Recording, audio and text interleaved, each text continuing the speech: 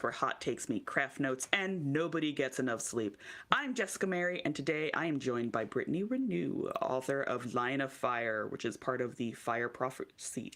I can talk, it's fine. The Fire Prophecies series. Now, before we get started, if you are watching us live today, make sure that you join the Pillow Fort, which is our free to join Discord server where you can add questions to this very interview. We only take questions from our Discord, so make sure to join today. And if you are listening after I have finished editing this episode, then make sure you join the Pillow Fort so you don't miss any opportunity to add your questions to our future episodes. And now please welcome Brittany Ranew to the pod. Hello, welcome, yay! Hi, thank you for having me. I'm excited. Yes! So as we start all of our interviews, we like to jump off right into games because games are fun. They get us laughing. And the first one is Superlatives. And it's very much end of the yearbook kind of thing. So just to kick us off, we're going to do these. I'm going to give you a prompt. You're going to tell me which of your characters is least likely to, most likely to, etc. Okay. Okay. Okay. So the first one is most likely to ignore a text for 3 business days. Oh, I think. Okay. Yeah. Okay. Most likely to ignore a text. I think I would. I feel like I would pick my main character, Riley, for that one. Yeah. Okay. Yeah, go ahead. Yeah. Most likely to open a new project instead of finishing the current one. Okay. I'm also answering Riley for that one. I promise there will be other answers. Most likely to say just one more chapter at 2 a.m. That would be Madeline. Same Madeline. I sit there and I struggle. I have sleepy time meds that I take at bedtime, and I'm like, I can do it. I can get through the next chapter. And I sit there fighting them up. Like, this defeats the purpose. It's fine. I know. I do the same thing. Least likely to keep their desk clean. Logan. That would be Logan for sure. He's so, he's chaotic in one word. We love him already. We declare that he is the new mascot. Anyone who is chaotic gets to be the mascot here at Booked All Night. It's fine. Yeah, I like it. And the final one is most likely to emotionally spiral over a fictional character. I think I would pick Emma for that one. Probably because that's what I would do, and I put way too much of myself in her, so. You're like, oh no, I know it's this one right here. Yeah. So you or your marketing team have described the Fire Prophecies as Percy Jackson meets Narnia, which I think is a really fun promise to readers because I love those things. So what elements from those inspirations did you want to capture, and where did you intentionally diverge? Yeah, I think, well, first of all, so Percy Jackson's like my all-time favorite series. Rick Riordan, my favorite author. I say that I wouldn't be a writer today if it weren't for him. Mm-hmm. And I think kind of what I loved about Percy Jackson, well, lots of things, but some of the things that I loved about Percy Jackson that I kind of infuse those themes into my series is kind of the idea of discovering the hero within yourself and the power, the powers that you have. I think that's part of all the different characters in Percy Jackson where, they have it's demigods. So there's a patron Roman or Greek god, and then that they have powers from, and then learning to access those within themselves. And so kind of have a little bit of that in my series where there is a unique magic system that's based on magical gifts and patron wizards. So there's the gift of fire, obviously, and you have a patron fire wizard. So I think that's something a very key element there. And also the New York connection, the portal to Lestoria, which is the magical realm that they all go to college in, and that's off of Central Park. So you have a New York connection there. And then with it being a portal fantasy, there's tunnel system, and they portal all over human realm and magical realm and on their adventure. And kind of naturally that portal element comes from Narnia for sure.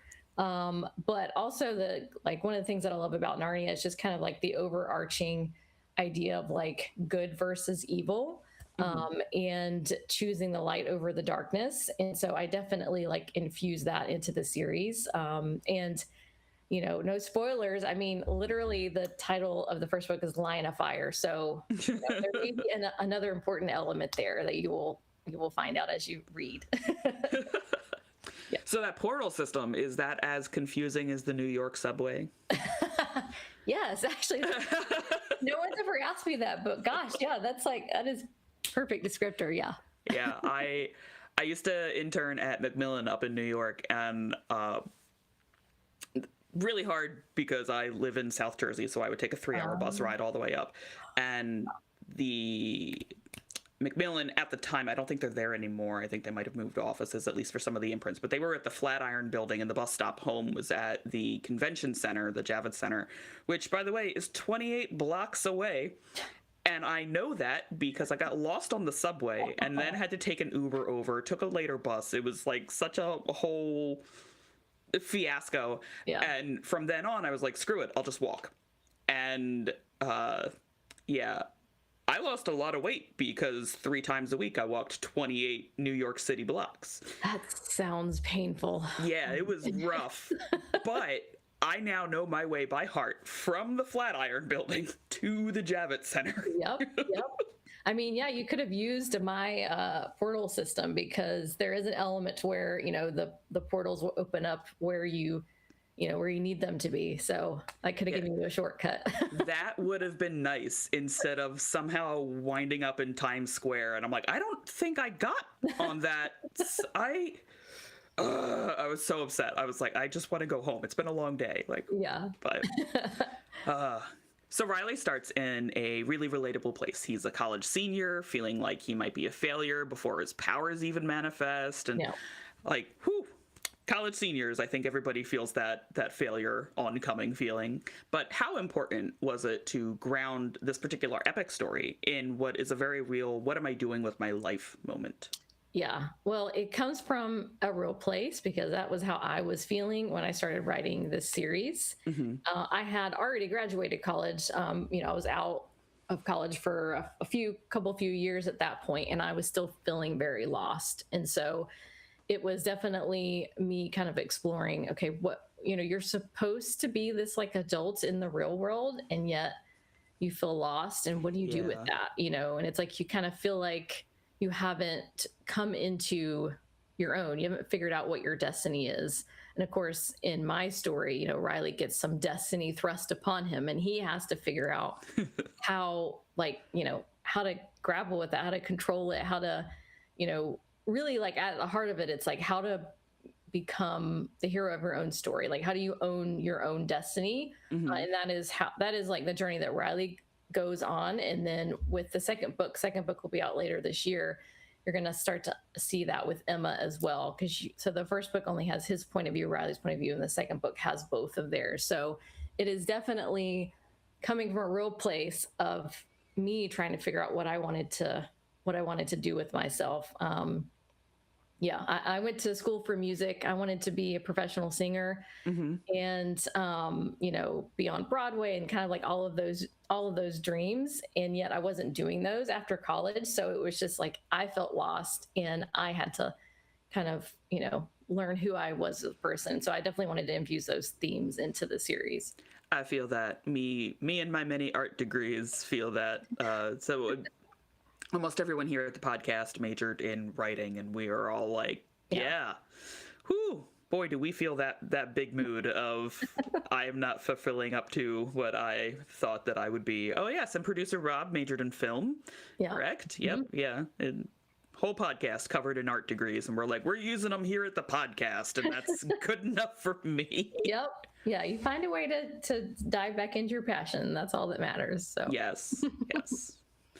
I think there is something very chaotic and iconic about a magical crash landing into the girls' bathroom. What does that moment set up for the tone of the story?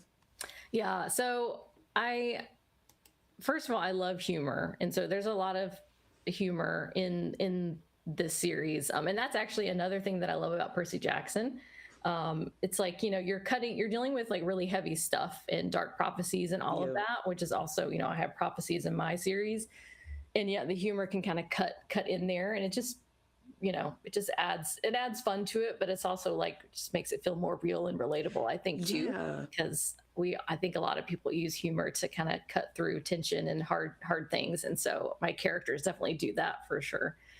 So yeah, I wanted a way for Riley and Emma to have a chance meeting, and then I just heard Logan screaming at me that like he was going to be the one to like totally screw things up, and that's exactly how it happened. So yeah, like, all right, fine. Yeah. Agents of Chaos. There we go. Agents.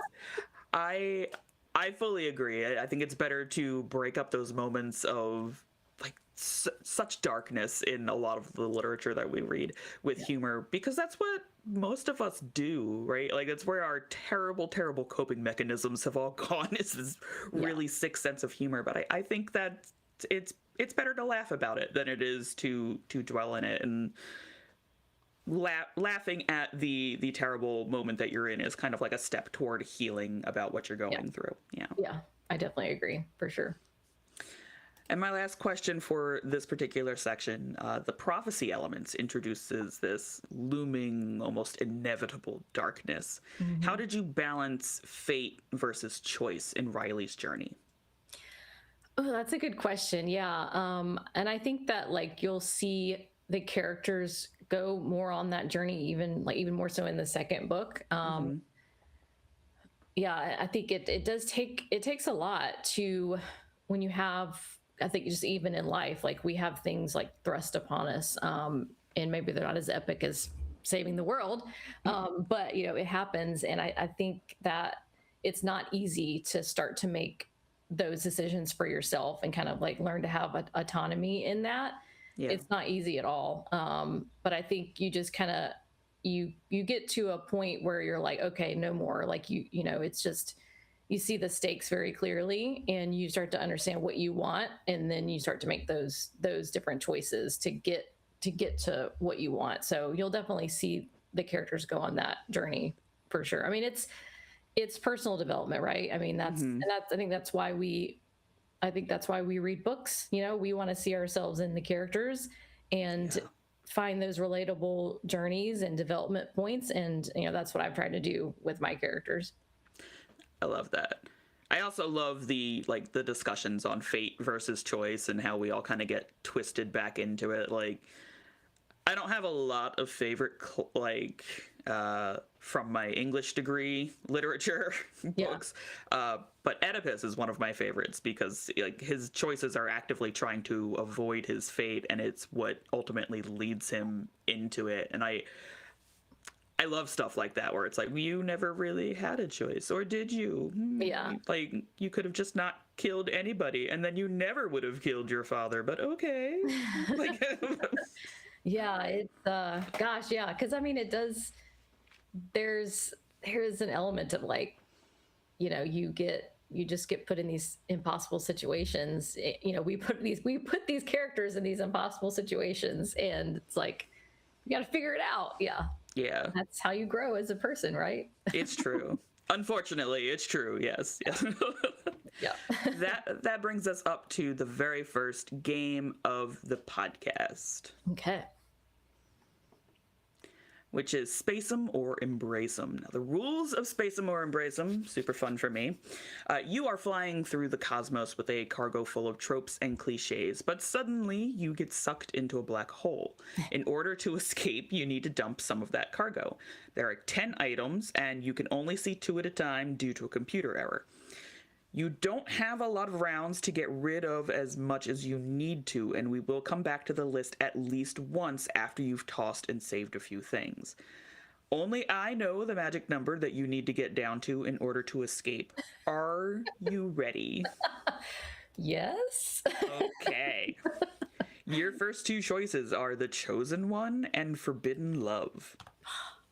So I have to pick between which one to keep, which one to get rid of? You can toss both or keep both, but you will come back to this choice at least once. Okay, I feel like I have to keep both because that's like such the main premise. Both are like the main premise of my series. You will find I'm very petty about these games. Okay, so your second choices are Portal Fantasy or Fish Out of Water. Oh, good grief. Okay. I'll keep Portal Fantasy and get rid of Fish Out of Water. Okay. Your next two are Morally Gray Mentor or Dark Prophecy. I'll keep Dark Prophecy. Slow Burn or Touch Her and Die. Okay, you're doing it to me again. Yeah.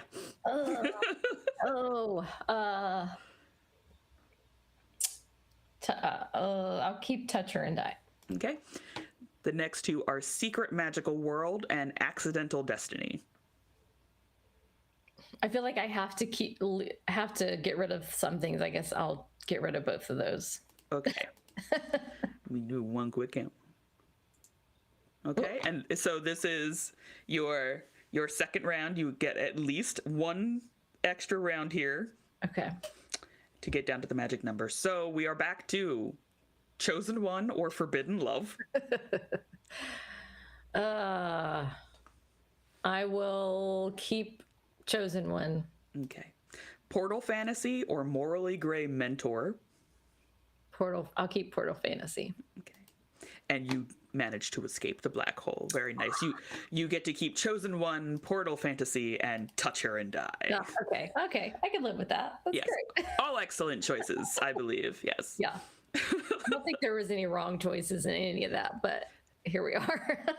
I love putting these lists together. This and what's another one we play? Never Have I Ever Spoiled My Own Book, where I go through your Instagram and I'm not above putting things up there like never have I ever written a book called The Lion of Fire. I'm just petty about all of these games. It's a weekly highlight for me. It's lovely. I think that's great.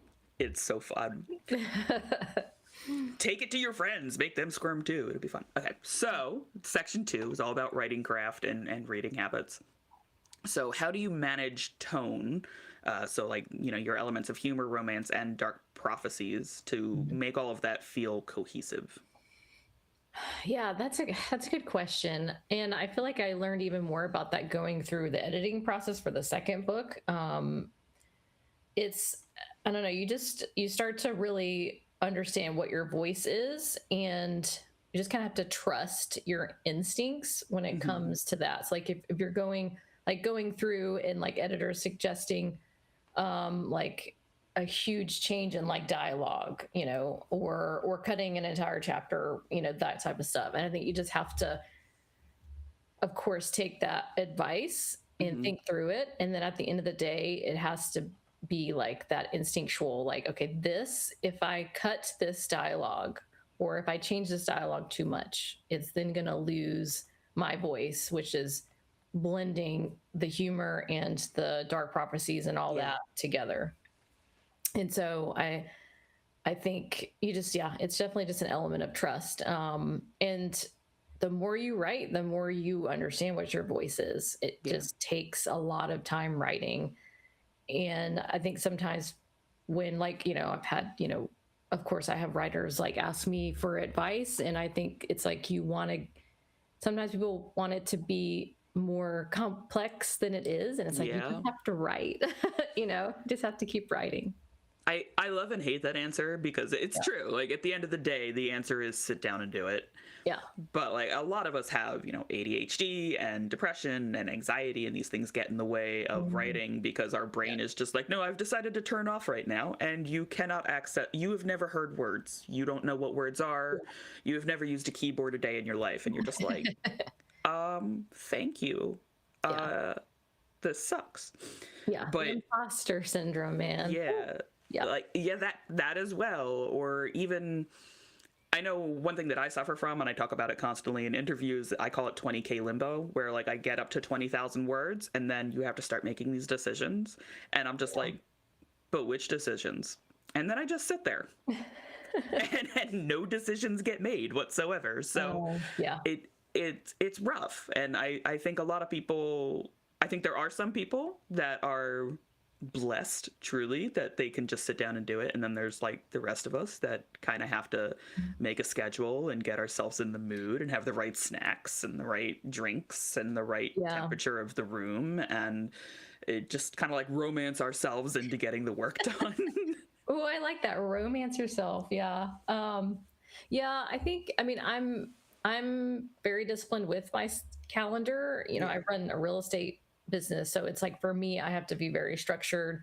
You know, I'm up early writing, and you know, I may like randomly take a whole day off just to write because it's like good to kind of get into that zone. But it really is like the discipline of just having your butt in the chair. And what I have found is that when I am feeling like kind of stuck on something, like, oh my God, this scene is like not working, I just keep like, you know, plodding through it. And somehow it's like 30 minutes go by and you go, oh, wait, that's it. Like something just unlocks and then you go. So, but you don't get those moments if you don't like just keep at it. It's true. And the zone is addictive. Yeah. Like you get in there and suddenly it's like 6 hours later and your husband's knocking on your door like, hey, did you eat today? And you're like, maybe, I don't know. And you're like, it's just covered in like candy snacks all around your desk. And you're like, yes, I have eaten today. Yeah. Perhaps not the best choices, but food has entered my body. Yeah, there was many times in the writing cave recently, because I just turned in the second book, like complete, like edits are done. It is 100% done. Congratulations. Thank you. Woo. But my office has a window right in front of where my desk is. And so my husband would, and it's to the backyard. So my husband would have the door shut in here, of course, I'm in the cave. And then all of a sudden I see this figure in front of me, in front of the window. Like, hello, did you forget about me? I'm like, I'm in the zone. Don't interrupt me. Yeah. Yeah, it's so rough. I've yelled at, I feel bad. I've yelled at my husband before when he's come in and be like, do you want dinner? Oh my God, you ruined it. Now I don't know where I'm going. It's awful. Yeah, I know. So other questions. I have them here, I swear. What does your planning process look like for a series like The Fire Prophecies? Are you mapping things out early or kind of discovering threads as you go? A little bit of both. So when I originally had the idea for the series, I actually had a dream about Riley and Emma. That was like the magical moment that I was like, oh wait, there's something here. It was like, what would be a wizard who randomly meets a human and starts to fall for her, and he's trying to bring her into her world. Well, they are in two opposite worlds. How is that going to work? Yeah. And so from there, it was then just me brainstorming kind of what the overall storyline was going to be. So I definitely had some major plot points, like all like outlined out, like with the 3 books, and kind of like I knew where I wanted the story to go, like how I wanted to end, like all the way at the end. Yeah. And then from there, it's like I kind of create a skeletal outline of the book, and I let the characters speak to me and tell me how to get from like one point to another, because like there's a lot of like, gray areas in between from one kind of main plot point to the next in the book. So I am like letting the characters like show me the way. Mm-hmm. It's honestly, to me, like that's where like real life magic is, when the story is like writing itself, because the characters are like yelling at you, Yeah. And you get, when you do spend so much time with them, they really do like live in your head. So for me, it's like a combination of plotting and pantsing together, and it works. It creates magic, I think. I like that. Yeah. So how do you decide the rules and limitations of your magic system, especially when Riley's powers are still emerging? Yeah, I think for me, trying to ground stuff in reality is important. And like mine's an urban fantasy. It is set in the modern world with, of course, there's magical realms and all that too. So for me, it's like, okay, trying to ground things in reality, that helps me create rules that will be believable to readers. Mm-hmm. And I've always kind of loved the idea of like magic comes at a cost. Like it can't just be like, they just have endless abilities, and even like Superman has kryptonite. Like there's Yeah. got to be some cost, some stakes here. So just as they use their powers, they get drained. There's as they use the powers, they start to grow in their ability. Like they get more confident, they unlock new things. So that was my take on it, as these characters are really honing their abilities. I really love when magic has consequences because I love fantasy, but a lot of fantasy still has that, like, well, we could do it with magic and there it's solved. And I'm like, but that's like so easy. Yeah. Like you don't. I want to watch them struggle, which is a weird thing to say, but I want to watch them struggle and overcome things, right? Yeah. One of my favorite scenes, I think it was from Serpent and Dove, where the main character is a thief and she's breaking into a mansion. In order to break the lock, she just breaks her finger, and that's what breaks the lock. And I'm like, ouch. Yikes. Yeah. But okay, like consequences. I enjoy this, and like there's a give and take right then. It's not about semantics. It's like I need to break a thing, and so here I have broken a thing. Like I have made that cost. I love stuff like that. I think that makes for stronger world building.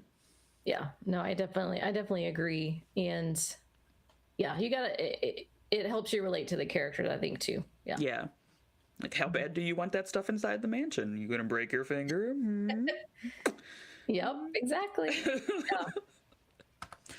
Yeah. So what kind of books are you reaching for lately, and do they influence the balance of romance versus fantasy in your own work? Yeah, I've always loved fantasy, so I'm definitely reading the fantasy genre the most, and then we'll also read romantasy too. So whether it's fantasy without romance or fantasy with it, I love all that. So I'm typically reading in the genre quite a bit. And yeah, it's so funny because last year, at the beginning of 2025, I had one of my best friends was like, I keep hearing all this buzz about like the Sarah J. Maas universe. Like, would you want to like read her books with me and do a buddy read? And I was like, yeah, I've wanted to, but I've never, like, it's so daunting. So that's why I never started. So we fell down the rabbit hole of that last year. So we have now read ACOTAR and Throne of Glass, and are going to start Crescent City. So we'll be prepared for when ACOTAR comes out later this year. Oh my goodness. Yeah. That is a lot. Yeah, I've read lots of books of hers. And I think I learned a lot with writing action from her writing. And I think also, balancing romance as well. One thing I love about Throne of Glass is like kind of the epic nature of the fantasy and the world building elements of that series with the romances blended in. And that was my original vision for my series. And so it was kind of cool to see that play out in another series. Like, oh, okay, I'm not crazy for wanting to like have the epicness of this fantasy and have the epic love story and like blending them together. Like it does make sense. It can make sense. So I've definitely, I think as a writer, like you've got to read. It's gonna improve your writing. And of course, read outside of your genre for sure. And I do, but it's important to read in the genre that you're writing because it is going to, it's definitely going to help your writing for sure. Yes, absolutely. And especially if you are writing in a certain age category. So like if you want to keep your voice at the new adult level, you need to continue reading at the new adult level. Same thing with young adult, middle grade picture books. Like you need to absorb those things because I know it's true for me, and I know it's true for a lot of writers, but like once you start reading outside of that, you'll watch it kind of adjust your voice, and you'll be like, oh, nope, got to go back to picture books and just kind of bring my voice back down. Yeah, that's a good point for sure. Yeah. And the same thing with genre. You're not only reading it because you want to see where the market is and where the market might be going, but also because you don't want to be doing all of these things in your books. You want your books to be standing out. And so it's research on many different levels. Yeah. But I think that goes back to like what I said earlier about the intuition and the gut instinct of like, this is my voice. This is important to my characters in the story. So I'm going to keep this instead of editing it out or changing it to sound more mainstream. And, like that's the kind of stuff that you just really start to hone in on and trust yourself with through the editing process. Yeah, absolutely. And my final question for this section is, when something isn't working in a draft, what is your go-to move to figure out the problem? I think my first instinct is to stop and think back what my characters like what's the internal and external stakes and goals for my character. That helps like ground it back into, okay, what are they really trying to accomplish? What's most important to them? And then like what's getting in the way of that? And especially with dialogue, that will help like inform the dialogue. Like they would say this exactly because this is like where they're coming from. But I think also sometimes taking a step back, like just taking a break, like maybe just go walk around the block, go do something else in the house and coming back to it. That helps too. Just, kind of clearing your head. Yeah. Because then, they talk about like when you do monotonous tasks, like you're vacuuming or whatever, doing the dishes, that's when you have like the best ideas because your brain is like free. Yeah. So that's helpful. I mean, it happens a lot to me in the car. I drive a lot for work. So I get like the best ideas in the car. So I'm like voice noting myself, like, don't forget this genius thing. And thank goodness for voice notes, man. Yeah, right. when I was working and I would go back and forth to work and I'd get stuck in traffic each way, like there's no good time around where I live to leave to be at work at like 9 o'clock in the morning because of all the schools that I live nearby. But I'd be like right in the middle of traffic and I'd be like, I figured it out. I have nothing to write it down with. Eureka! Crap. Yeah, it's rough being a writer when you are not around things to write with. Always keep your phone nearby. Always keep a notebook. Best advice I can give anybody. Yeah, I send a lot of cryptic emails to myself. Like people will be like, "What the hell does that mean?" Like I know what it means. I wrote a note to myself a couple years ago that just said "clockwork peacocks," and I was like, "What does that mean?" And I finally figured it out going through my Pinterest boards. And I was like, that's what I meant. Oh my God. And so I'm working on this piece again because I'm like, I finally know what I meant. Yeah. Hooray. Genius. Perhaps Sleepy Jessica could leave a few more notes. That would be great. That's when the magic happens. It's true. That brings us to game number 2 of our podcast. Okay. So game number 2 is bring your own book. So the rules here is that I have 10 fill in the blank statements. Like have you ever played Cards Against Humanity? Yeah, for sure. Right. I'm going to give you the black cards. Your book is the white cards. Okay. So you have your book. You're going to flip to a random page and use a word or a phrase from the first full paragraph to complete the sentence. Okay. So like Mad Libs. Yeah. Okay. All right. Yeah. Only because we're on a podcast and we like to keep things moving. Otherwise, you can actually play this at home if anybody wants to. It was a game in print. It's no longer in print, but you can go to Bring Your Own Book. I think it's .com or .org, and you can actually print the game out yourself and play it with your friends. It's really fun, I promise. Fun. So your first prompt is, I knew then that blank would change everything. Okay. So first paragraph, and then I pick some words to fill in the blank. Yes. Okay, sorry. Give me the thing one more time. Okay. Your prompt is, I knew then that blank would change everything.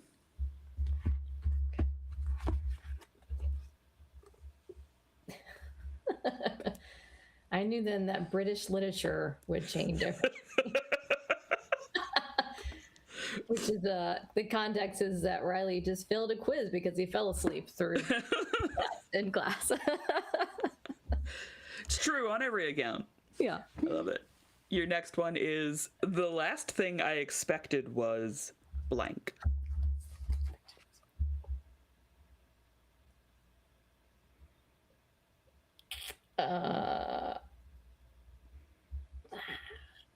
The last thing I expected was a rotisserie roasted wild pig. I could say I would not be expecting that. Yes. Yeah. True. Yeah. If I had just walked away from blank, none of this would have happened.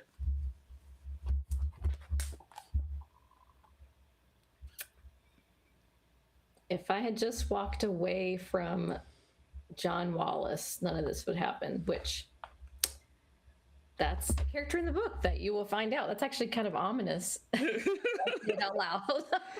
Note to self, keep an eye out for John Wallace. All right. They warned me about blank, but I didn't listen.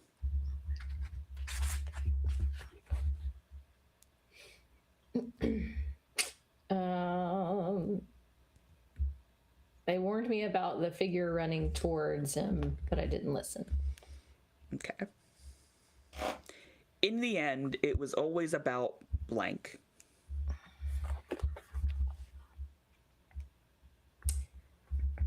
In the end, it was always about Fire Wizard. Which is true.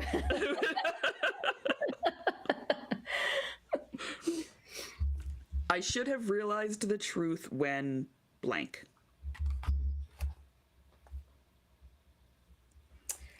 I should have realized the truth when literal fire inside my bones trying to get out. That also feels ominous. Yeah, that feels real ominous. Everything fell apart the moment blank.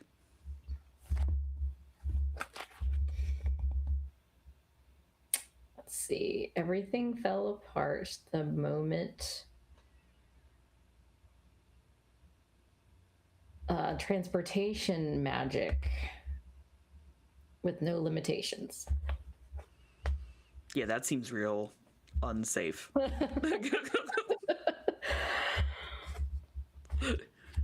Yes. All right. Final three, and then we enter pure chaos round. I never meant to fall for blank. I never meant to fall for. Oh, wait, hold on. I never meant to fall for respectable college student. Which I think is like describes none of the characters in mine. The one thing I couldn't control was blank. The one thing I couldn't control was kids unattended. Yes. Perfect. And the last one is, and somehow, despite everything, blank still mattered. And somehow, despite everything, tunnel system still mattered. Which is also very ominous. I keep finding ominous things. So this final section is just, if you've ever been at a sleepover and you've had sleepy ha-has, or if you've ever been high and just spouted out weird questions, that's what this last section is. Okay. So, if your book were a pastry, what would its flavor profile be? Oh, oh gosh. If it was a pastry, it would be a raspberry tart. I don't know. It's like the tart and sweet blending, you know? Yeah. Yeah. Okay. What's the worst possible place Riley could accidentally portal into besides the girls' bathroom? The Brotherhood's lair. Dun dun dun. If Emma had to survive a reality TV show, which one is she winning? Oh, she's winning anything related to like a music competition. American Idol. She's winning American Idol. Yeah. That's easy. Which character is absolutely banned from having a group chat and why? I think I have to pick Logan because we've already established he's the chaos. He's just unhinged, and it only gets worse in the second book. Sorry. I imagine him to be the weirdo with questions at 3 o'clock in the morning, just blowing up my phone. We'll be like, oh my God, shut up. And the whole thing gets, Yeah, exactly. If your magic system had a side effect that was completely ridiculous but unavoidable, what would it be? Oh gosh. Completely ridiculous. I feel like, I mean, well, this is probably too realistic, but I would say like every time they go through a portal that they throw up uncontrollably afterwards. It's like teleportation sickness, basically. Mm-hmm. Yeah, I've definitely been on some forms of travel that makes perfect sense for. Yeah. When I was a child, there was a book, and it was published in the 80s called Half Magic, and a group of orphaned kids find half of a magic coin, and it only grants half of their wish. And like they discover that when they're like, oh, I wish we were where Mom was, and they only get halfway there. And then they're like, oh, I guess we could wish for like a bowl of popcorn, and it's just half a bowl of popcorn. And so it's just like funny little things like that. I love the ridiculous. I've heard of that. I probably read it, I would think, but yeah, I've heard of it for sure. What would Riley send to the group chat at 2 a.m.? Hey guys, I accidentally burned down our dining room table. Ignore the smoky smell. It's fine. I've got it. Yeah, he got mad. Logan beat him at a game of Cards Against Humanity. So there you go. The dining table's torched. Whoops. You have to swap your main characters into a completely different genre. What genre are you choosing, and how badly does it go? Oh, okay. I feel like I would pick like thriller, like psychological thriller, and partly because like they do kind of have to become like do detective work to figure out what's going on and who's behind the evil that's lurking, but they're also just total screw ups, so I think it'll just go poorly. Yeah. What is the most chaotic hear me out you could pitch about one of your characters?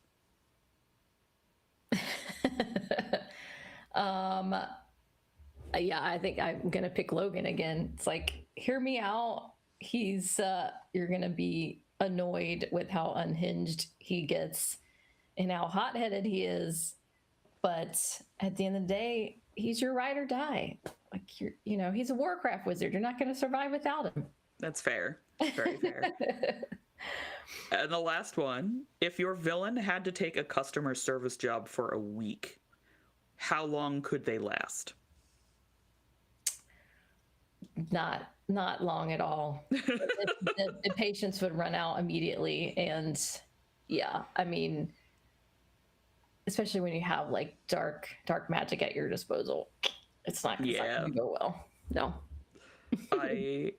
I can think of the many customer service jobs that I've had in the past, and if I were to be like, snap, you're on fire, I don't think that would be beneficial. Yeah. So finally, we ask this of all of our guests. Is there anyone that you would like to thank, from agents to editors, writing partners to friends who had to listen about your book a million times? Yeah, there's lots of people. We could just spend like a whole entire podcast with that. Yeah. I mean, my book is dedicated to my husband, so like he's a very clear choice of, he's supported me from day one, and he's heard me yap about the book, and dealt with me being in the writing cave and doing all these events and all the things. So yeah, like huge shout out to my husband. I mean, all my family and friends have been incredibly supportive. That list is super duper duper long.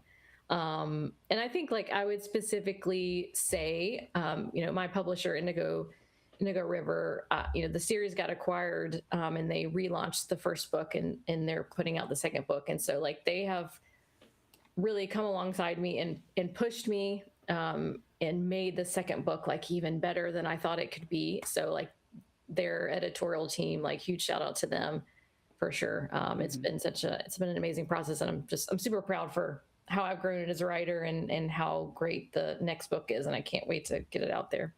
That's lovely. Yeah. And that is also a wrap on this episode of Booked All Night. We would love for you to be part of the conversation, so don't forget to rate the show, drop a comment, subscribe, and leave some fan mail by clicking the link at the top of the episode description. Visit bookedallnight.co, again, that is bookedallnight.co, to join our free Discord community where you can hang out with fellow booklets, join live author interviews, play games like Jackbox, and discover your next favorite read. So grab your current read, get some highlighters, and cancel bedtime, and remember to stay booked all night.